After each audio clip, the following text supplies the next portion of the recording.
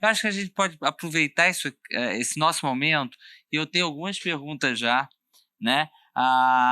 Uma delas é a questão do uso na questão do aberto, quão aberto é a produção que vocês estão fazendo.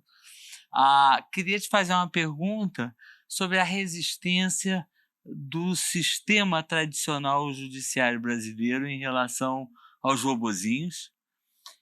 Fazer uma provocação para você, que aí já aproveita e já faz a provocação também, que eu sempre tive muita resistência, né? A origem, eu sou advogado, então eu sempre tive muita resistência de quem não gramou virar juiz. Isso significa juízes jovens demais não têm competência para julgar a vida dos outros, porque eles não viveram. Ser juiz implica que você consiga entender mais do que a lei, do que a doutrina e tal. E aí eu às vezes brincava assim, é melhor ter um Pentium 4, naquela época era Pentium 4. Era melhor ter um Pentium 4 porque dava sentenças melhores, já que era tudo igual, ninguém mais pensava juridicamente. Então, qual é a resistência que se tem enfrentado ao uso de inteligência artificial no judiciário? E se isso não há um perigo da gente ter uma quase robotização nas decisões do judiciário?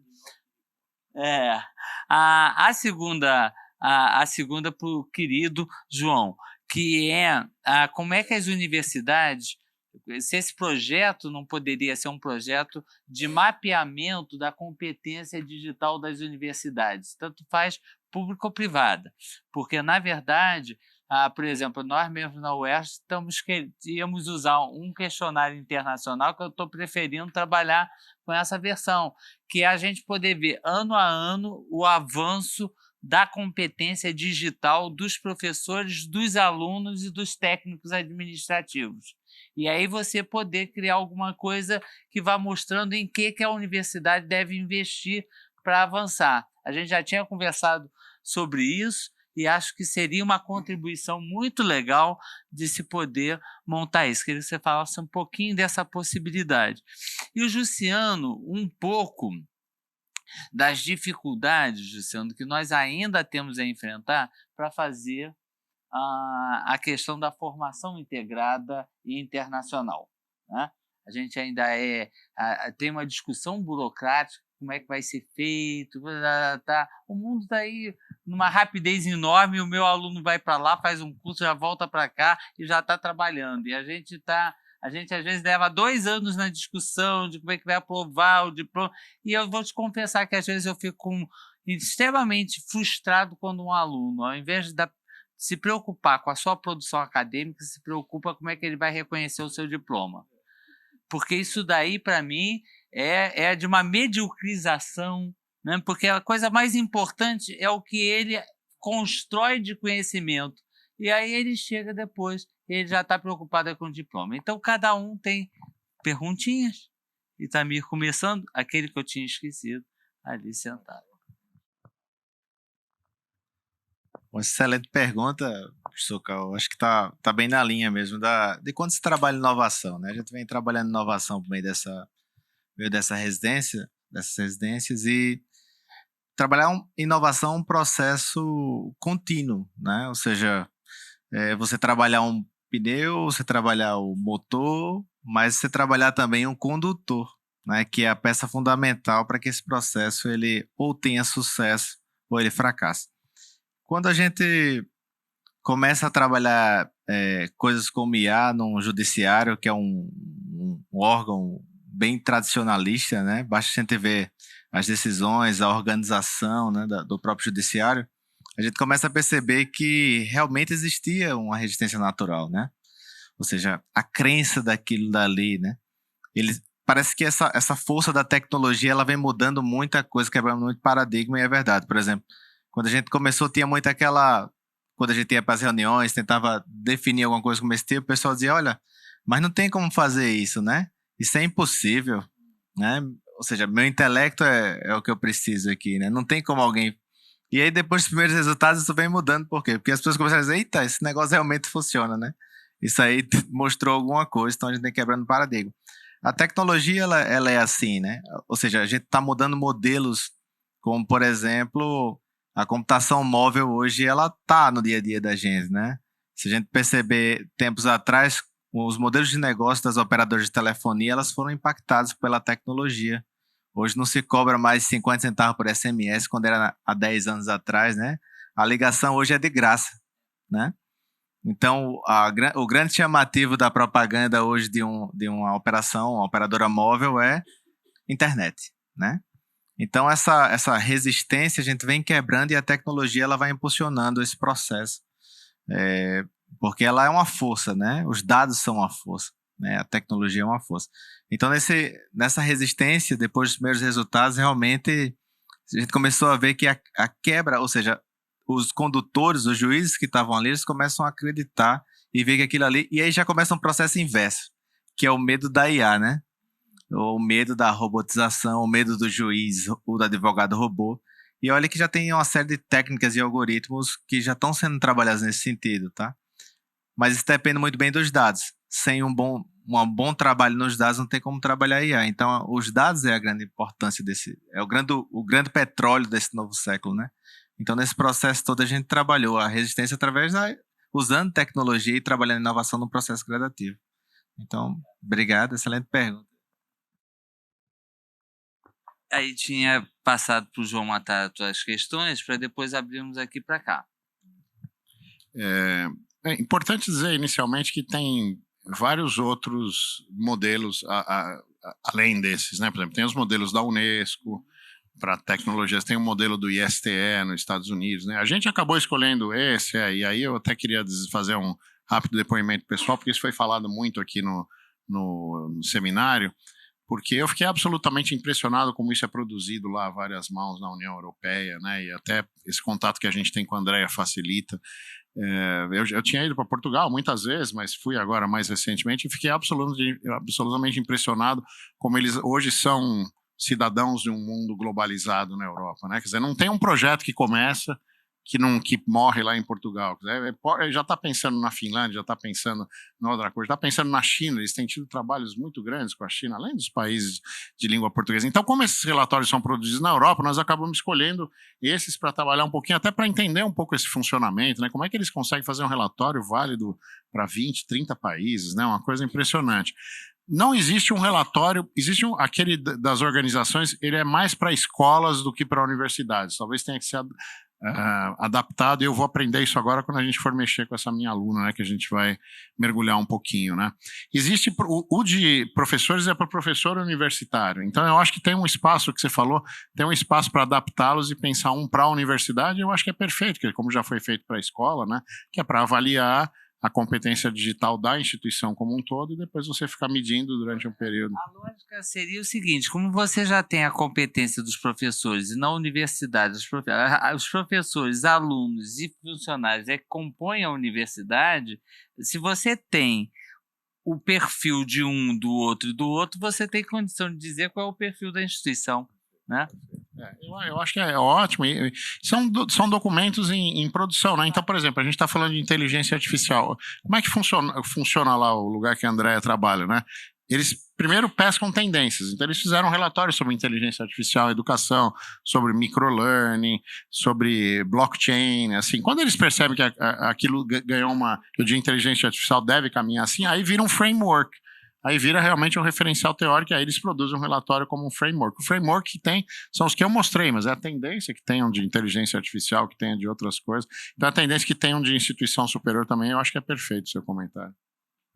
Só para lembrar, a gente fala muito da André. André é uma brasileira e Namorato, que é embaixadora nossa da conferência, e ela é a secretária da questão da Comissão Europeia, na Comissão Europeia, para essa questão toda de tecnologia. Então é muito legal. Esse tema que você colocou aí é um grande desafio, né? É um desafio em termos daquilo que o Ricardo comentou no outro dia. As universidades, né? E o próprio professor Márcio também. Muitas vezes a universidade se coloca mais barreiras e fronteiras do que abrir para essa troca que poderia ser muito mais rica, né? Então, A gente tem, por exemplo, no Brasil, uma cultura ainda da pós-graduação como o meu programa de pós-graduação. Então, assim, a pessoa que ajudou a fundar o programa e o grupo ali cria o programa, cria as disciplinas, cria aquele modelo todo, etc. Então, quando alguém manda uma proposta de eu fiz o meu mestrado, o meu doutorado em um lugar e eu quero reconhecer nesse curso, aí manda, aí os caras, a leitura já é assim, tipo, isso aqui é inferior ao que a gente faz aqui, ou não sei o que, ou não alcança, e fica mais preocupado em encontrar dificuldades do que de encontrar possibilidades de aproximação, né? Então, a gente ainda tem uma cultura muito feudalista na nossa pós-graduação. Ao mesmo tempo, a questão, por exemplo, uma das coisas que surgiu e como possibilidade que eram as cotutelas, a gente vê, por exemplo, na Europa, tem universidade hoje que se arrepia quando alguém fala em cotutela pela dificuldade que se impõe de burocracia para poder fechar uma cotutela, né? Geralmente, o tempo da cotutela para ser aprovada leva ao tempo do doutorado que a pessoa cursa. Não, eu tive na Espanha numa banca que a menina recebeu a assinatura da cotutela dela faltando 3 meses para ela defender a tese. Então, a única questão é que eles garantiam que ia ter. Agora, o documento vai e volta tanto que a gente quase se arrepende, porque tem professor que diz, não, cara, dá tanto trabalho que eu não quero me meter nisso aí, não. Então, por quê? Justamente isso que você colocou, né? A gente podia pensar como se fosse um blockchain de universidades, né? Ou seja, como é que podia haver essas microcertificações ou padrões que você pudesse jogar com isso, né? Dentro de modulagens que pudesse estabelecer esses diálogos, né? E não ser uma coisa assim, que muitas vezes o que acontece, casos de que chega uma proposta, tipo, alguém aí cai numa comissão. Não, aí às vezes a comissão nota, olha a banca, aí vê que o cara que está na banca é um cara que não sei o que, ele teve uma desavença num congresso e não sei o que e tal. O cara já olha aquele trabalho pensando em derrubar o trabalho, né? Então, joga muito a questão personalista e tudo mais. Então, se esses processos tivessem outra lógica e não a lógica do meu programa, a lógica à comissão, né, eu acho que teria muito mais possibilidade. E o outro desafio é esse que você colocou, né? Por essa loucura toda, leva o estudante a pensar muito mais na legalização do que ele vai fazer do que a riqueza da experiência que ele vai ter, né? Essas mobilidades, essa possibilidade de estudar fora, né, abre tanto a cabeça do sujeito que assim não tem preço, ou não tem assim o mensurar que você ficar, né, nessa questão pequena de como é que eu vou reconhecer ou não esse meu curso, né? Ou seja, faça um bom curso e estabeleça relações, pensando que é um grande problema também, é que o aluno ele não é formado para pensar sua formação, né? E para jogar com ela. Ele fica assim, tipo, tem um currículo e tem disciplinas, ele vai naquilo, ele não consegue se pensar globalmente onde ele está. Ele pensa assim, tem que cumprir essa, agora o próximo semestre tem que cumprir aquela, depois tem que cumprir aquela outra. Ele continua na graduação. Exatamente. Ele não pensa assim, tipo, como é que eu posso jogar com esse tema? Assim, às vezes a gente tem alguns alunos isoladamente, né? Eu tive uma aluna que foi da graduação, que ela entrou sozinha no Ciências Sem Fronteiras, mas ela foi para a Irlanda e fez um baita trabalho lá. E depois ela voltou totalmente conectada. Ela chegou para mim, professor, eu achei um edital, ganhei uma bolsa não sei aonde, eu quero só que você eu já fiz a minuta da sua carta, eu só quero que você leia e se concordar, assine. Eu digo, daqui, eu li a carta, eu digo, na hora assinei, ela ficou mais 3 meses no norte ali, europeu, e depois ela voltou já com outra coisa. Por quê? Porque ela, né, o aluno fica pensando, o que é que isso aqui eu posso ganhar com essa experiência? Como é que eu posso jogar com essa outra? Como é que eu posso... Não, gente, eu não vou fazer essa disciplina aqui, eu posso deixar para o próximo semestre fazer... Porque ele pensa a formação dele. Então, a gente não está chegando na pós-graduação com essa mentalidade. É o feudalismo dos cursos e, ao mesmo tempo, a cabeça totalmente provinciana dos estudantes, né? Que não conseguem ver para além do ementário que ele tem ali para cumprir, né? E muitas vezes é tão preocupante que nessa questão da formação ao longo da vida, né? A repercussão que teve aqui o projeto Sífilis Não em ofertar, né? Só o ano passado, na área de comunicação, a gente levou ali no meu departamento 3, 5, 7, 8 ou 9 professores da Espanha, de Portugal, que, assim, você jamais teria os caras assim por aqui. E o cara vai dar uma palestra de 15, 30 minutos, 40, vai debater, como a palestra que a gente teve lá com as professoras sobre gênero, a questão intercultural e tal. E aí o aluno pensa, mas eu tenho uma aula hoje e o professor pode botar falta em mim, então se eu for para essa palestra eu vou ganhar falta, né? Ou seja, ele não consegue, ele não tem nem a capacidade de vir assistir a palestra e depois negociar com o professor o que ele fez, né?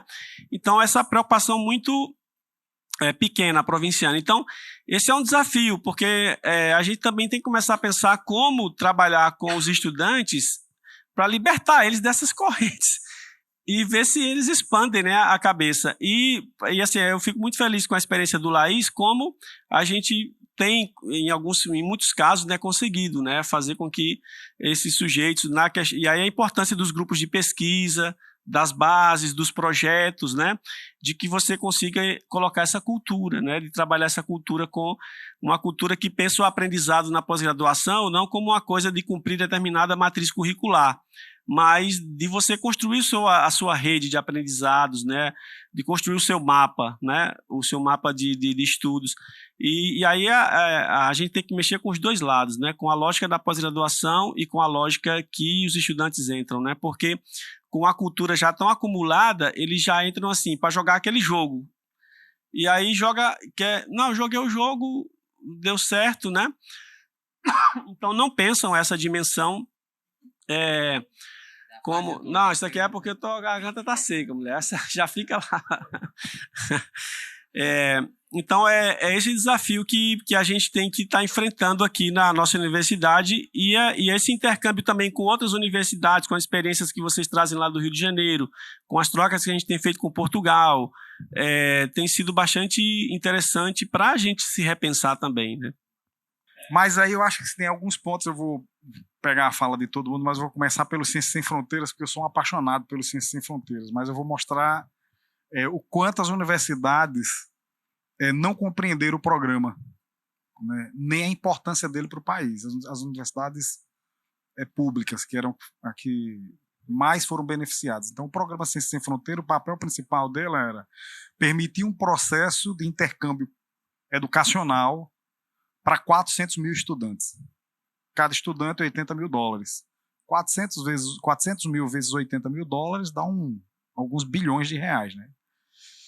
O que é que aconteceu com os nossos alunos? Eu digo isso lá na engenharia biomédica.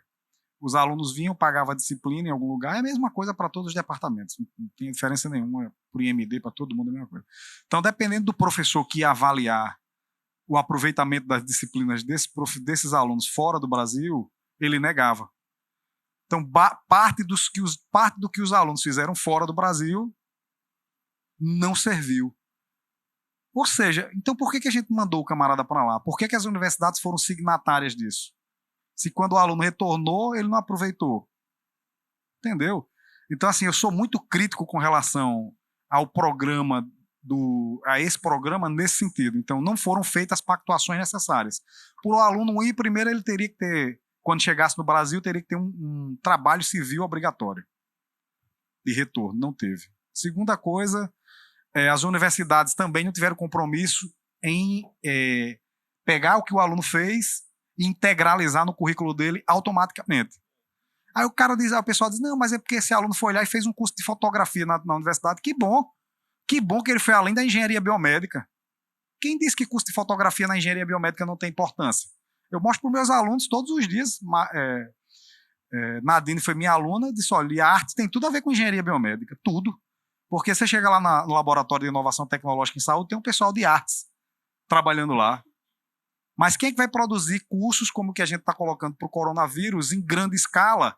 Porque o médico não vai. Se eu tenho uma situação, problema, não é o médico que vai interpretar. Ele vai ver se o roteiro está dentro de um conteúdo técnico da área que ele trabalha, ou da área que ele atua.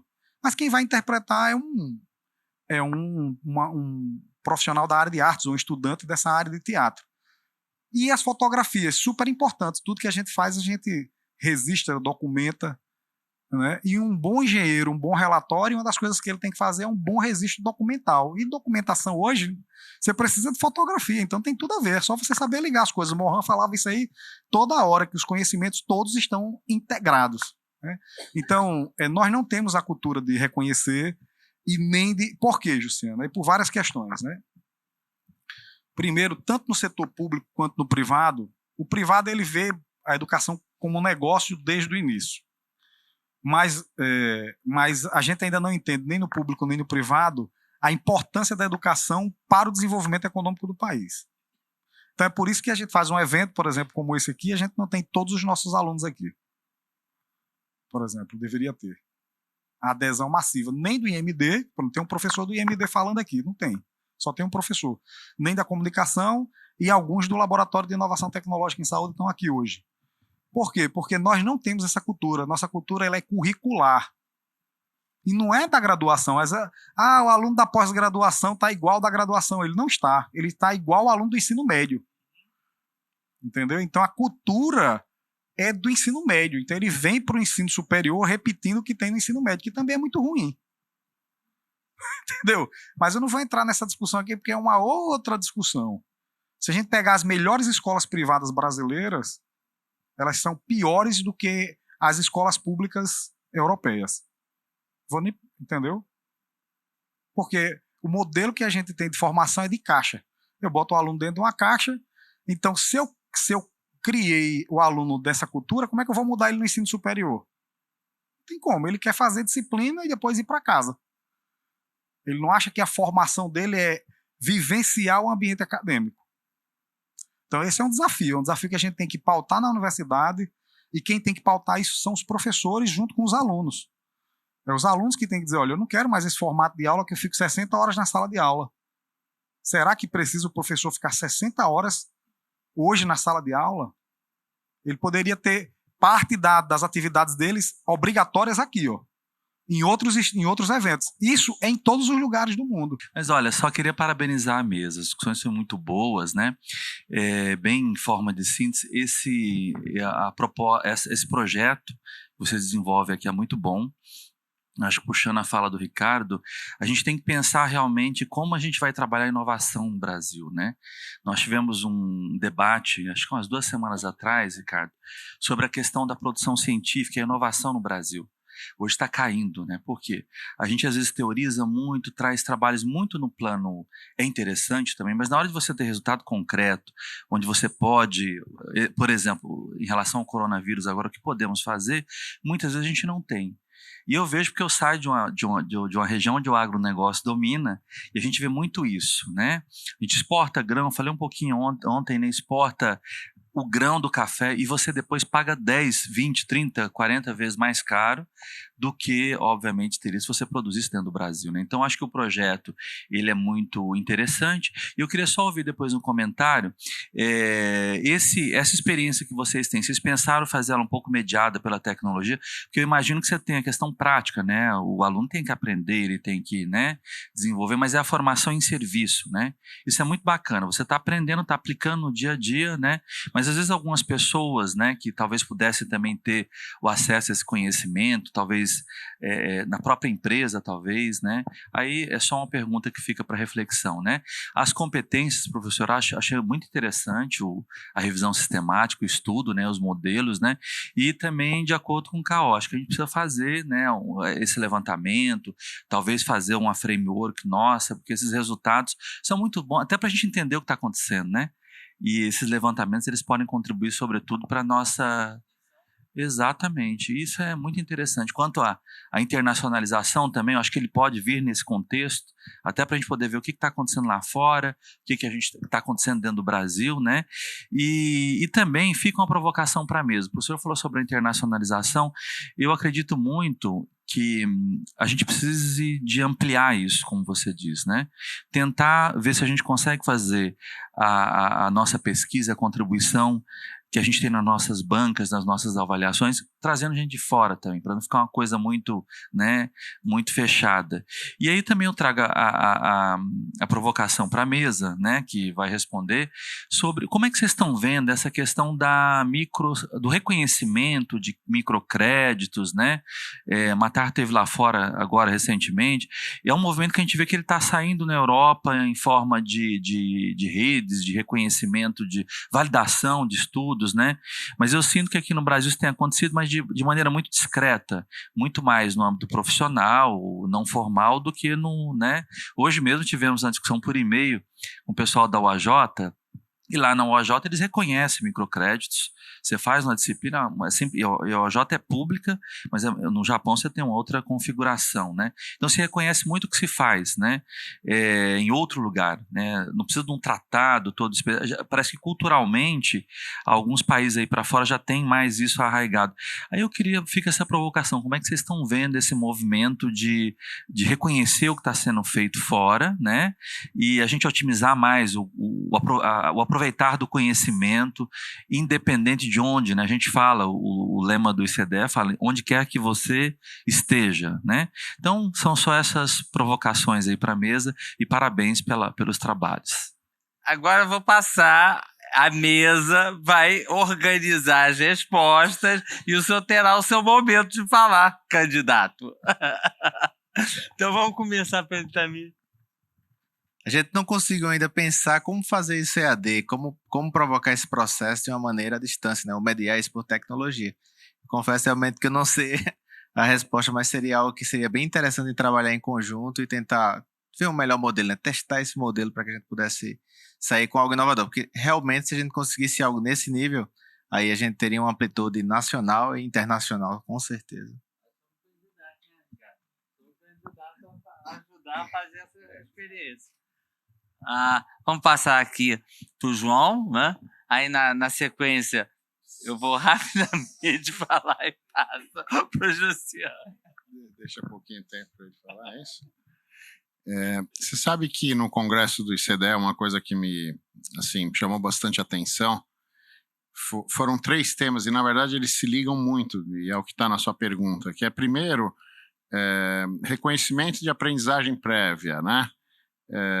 Prior Learning Recognition, né? Então assisti uma palestra que o pessoal mostrou um Moodle prontinho, que o aluno se inscrevia na instituição e ele já tinha que passar pelo Moodle para que aquele processo que ele passasse pelo Moodle já era o processo que ia determinar o que ele já tinha feito na vida, mesmo que não fosse créditos, né? E aquilo já ia contar como parte do curso. Então isso é uma coisa que a gente, por exemplo, nos congressos da ABED a gente não vê se discutindo isso.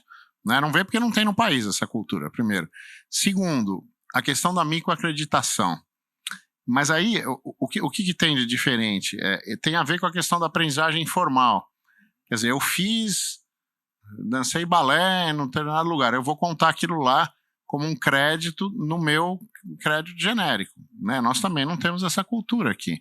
Quer dizer, você fala assim, você falou que algum lugar reconhece, mas a universidade não tem essa cultura quer dizer, a carreira do profissional não tem essa cultura. Academicamente, no mundo profissional, sim. Quando ele chega lá na computação, ele fez crédito aqui, fez aquilo lá, tudo conta, né? Mas academicamente nós não temos. E a terceira coisa, o uso do blockchain.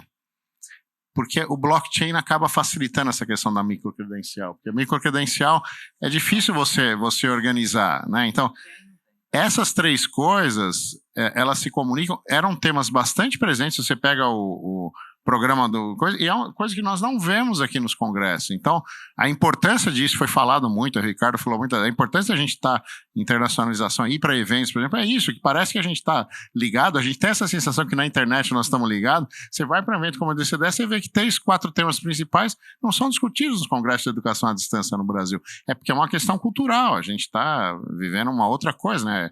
A gente está mais isolado aqui, né? A gente não fala a mesma língua da nossa coisa. Na Europa eles fizeram um negócio muito assim, valioso, né? E aí então essas coisas surgem lá.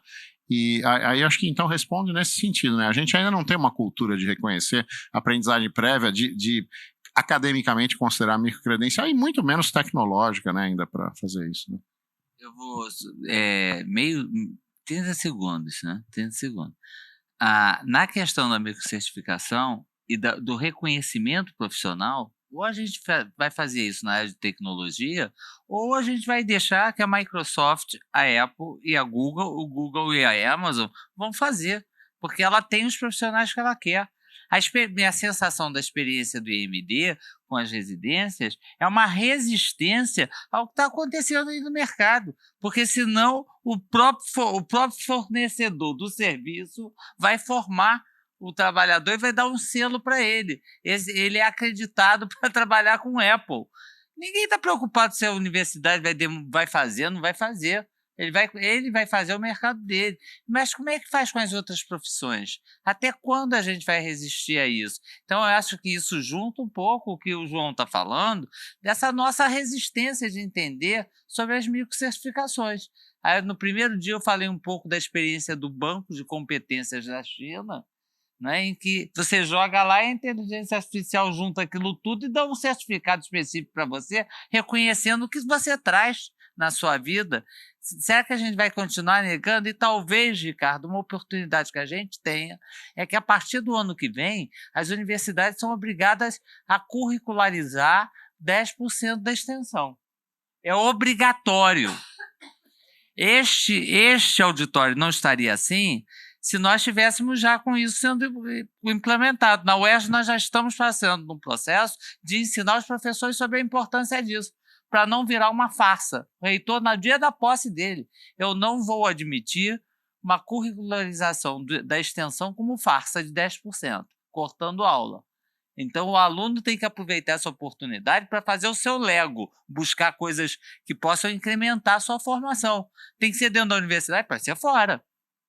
Então, essa discussão talvez seja um momento da gente, nas universidades públicas e privadas, pensar o que pode ser enriquecedor do currículo, trazendo a extensão curricularizada. Talvez seja um início de quebrar um pouco esse paradigma de estruturas muito rígidas.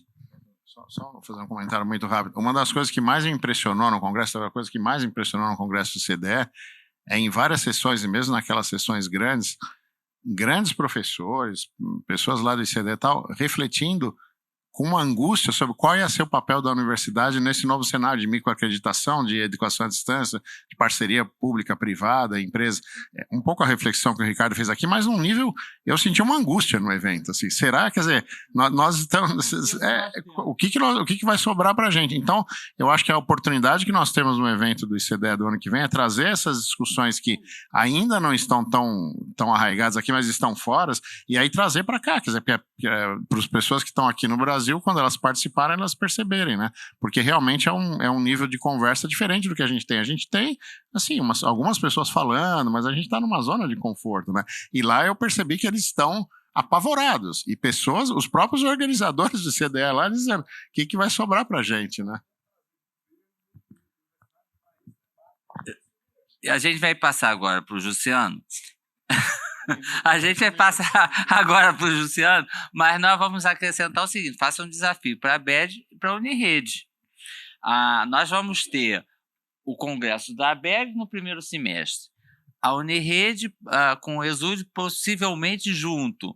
Talvez a gente pudesse ter um eixo desses dois eventos, preparando os professores brasileiros para esta discussão no ICDE, aqui em Natal, para eles não chegarem, vamos ver uma coisa nova, não, já houve um eixo de discussão na BED, um eixo de discussão na Unirede, e vão consolidar com os internacionais também aqui no ICDF. Sugestão de que a gente possa integrar pelo menos um eixo de trabalho juntos, né? Jussiano. Tá. Tem uma instituição em Foz do Iguaçu, a Uniamérica, que eu fui lá para avaliar um curso de jornalismo que eles iam abrir, e acabou que eles decidiram cancelar o curso, mas não conseguiram cancelar a visita do INEP, porque não teve prazo. Aí a gente teve que ir, para não avaliar nada, mas teve que ir. Mas aí ele aproveitou para mostrar toda a universidade, né? Então ele é um consultor de uma grande... Ele dava assessoria para esses Crotons e etc. Só que ele disse que queria fazer a própria universidade dele com as ideias que ele tinha. Então, ele comprou essa faculdade comunitária e continuou com ela como comunitária. Então, e lá é tudo aula invertida, tudo modulado e trabalhando com base em metodologia para resolver problemas, né? Então, os campos lá são assim, campus nutrimental. Então, a nutrimental tem um campus dentro da universidade. E aí os alunos estudam, para poderem pagar a mensalidade, então eles desenvolvem desde o começo do curso problemas para nutrimental, aí eles recebem o dinheiro e eles pagam a mensalidade.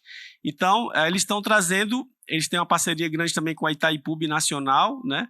E aí a ideia deles é essa, vão fazendo a parceria com as empresas, traz as empresas para dentro da instituição, os alunos estudam já desde o começo da graduação envolvidos nesses projetos, e aí eles vão tendo o pagamento, e o pagamento abate para abater as mensalidades, né?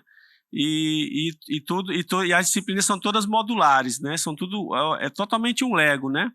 E o primeiro desafio lá que ele colocou foi quando ele comprou a faculdade, disse, olha, a gente vai trabalhar assim, nós vamos fazer uma especialização, parou tudo e fez uma especialização numa pós-graduação com todos os professores sobre a metodologia.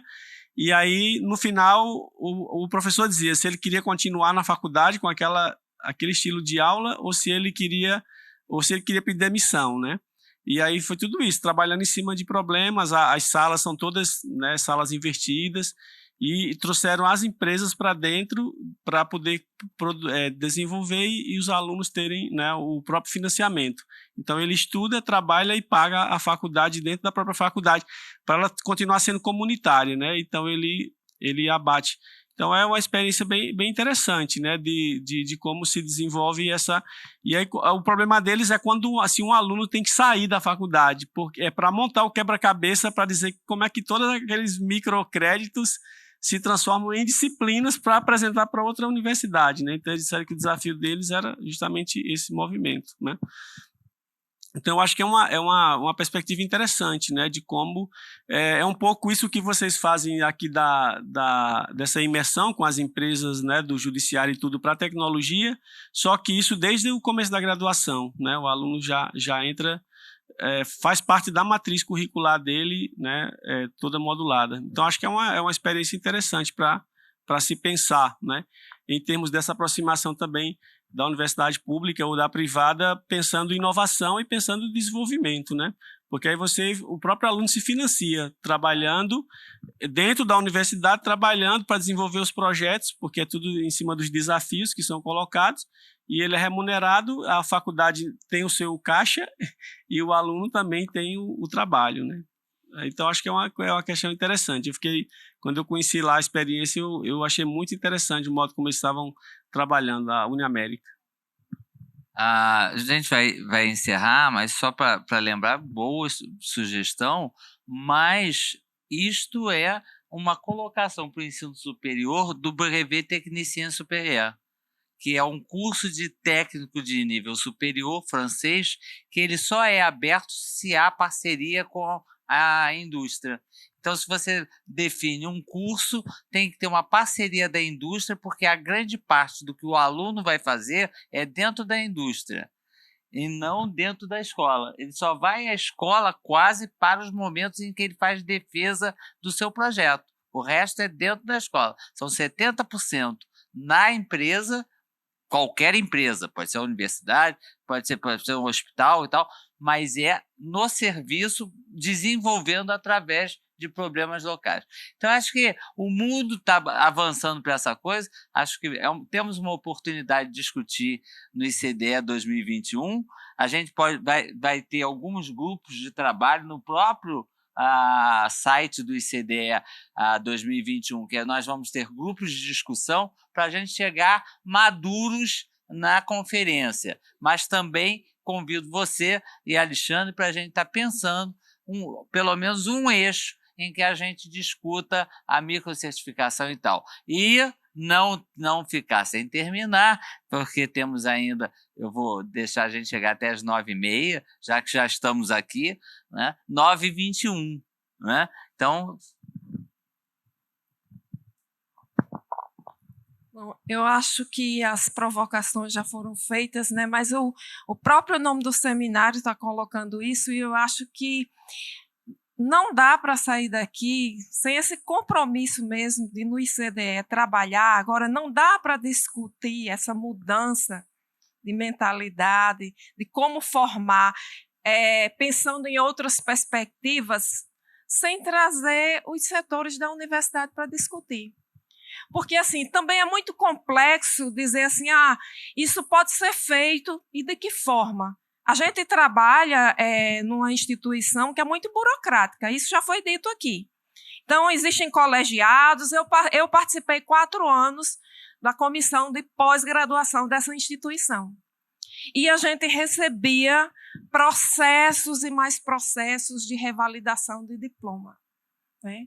Mas existem parâmetros para se fazer isso, existem resoluções, existem diretrizes. E como é que se muda isso? A partir dos colegiados. Então, não dá para se fazer essas discussões. Eu acho que a Unirede, a BED, a ICDE tem que fazer as discussões, mas tem que chamar as pró-reitorias para fazer parte. Porque, na verdade, quem está nos colegiados que votam essas mudanças não estão a par dessas discussões e não compreendem esse processo. Então, quem compreende esse processo é uma minoria, quando a gente se dá conta. Então, às vezes, eu vivenciei essa experiência como comissão, a gente pegava trabalhos interessantíssimos e a gente olhava o trabalho, não, mas esse trabalho tem mérito. Mas tinha que nomear, o reitor tinha que nomear uma comissão para ir para um programa de pós-graduação específico e aquela comissão derrubava o trabalho. Porque esse é o caminho burocrático da instituição. E isso só vai mudar se essas pessoas passarem a fazer parte dessas discussões e compreenderem os processos. Porque senão a gente vai continuar discutindo meia dúzia de pessoas, 50 pessoas, mas o que vai continuar prevalecendo é isso. Né? Eu estou lá na minha sala de aula fazendo minhas coisas, mas o aluno vai lá na coordenação do curso denunciar porque a professora não está seguindo a ementa da disciplina. Entendeu? Então, eu acho que a gente tem que trazer esses pró-reitores não só para fazer parte das mesas de abertura e depois ir embora. Trazer os pró-reitores para participar ativamente das discussões e das mesas para que a gente coloque em questão mesmo esses pontos e aí sim a gente consegue avançar, porque não dá mais. A gente vive um descompasso do que a gente faz em sala de aula, do que a gente prega e do que a gente pode fazer em sala de aula, porque nós estamos amarrados por horário, por ementa, por diversas coisas, entendeu? Eu queria muito ter trazido ontem meus alunos para aqui, mas eu não posso, eu tive que dar aula. Então, a gente precisa romper com isso, né? Mas a gente precisa justificar e nem sempre isso é muito claro, tá bom? Então, eu acho que o compromisso do ICDE é de fazer essas discussões, fazer essa provocação, trazer para que as pessoas... Às vezes também há um pouco de desconhecimento.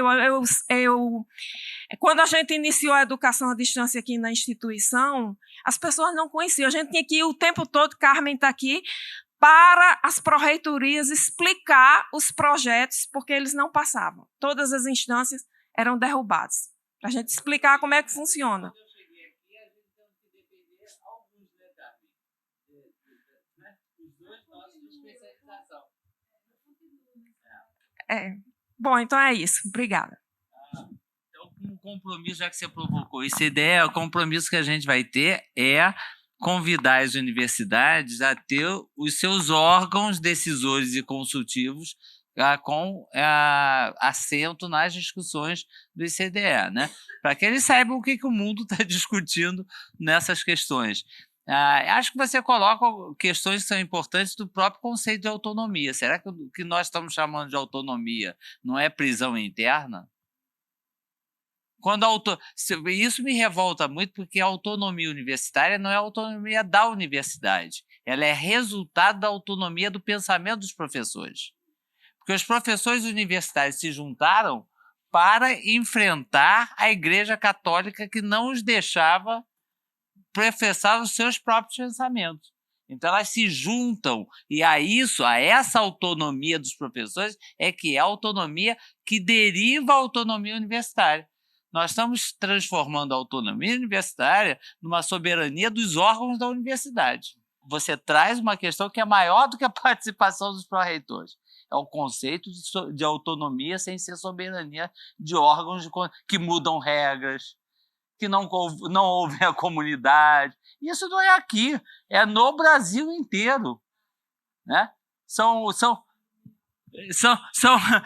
órgãos que nos subjugam. Então, boa noite para todo mundo. Em nome do ICDE, eu agradeço muito. Em nome do Laís, o Ricardo agradece muito. Foi uma oportunidade fantástica e vamos à luta até outubro de 2021.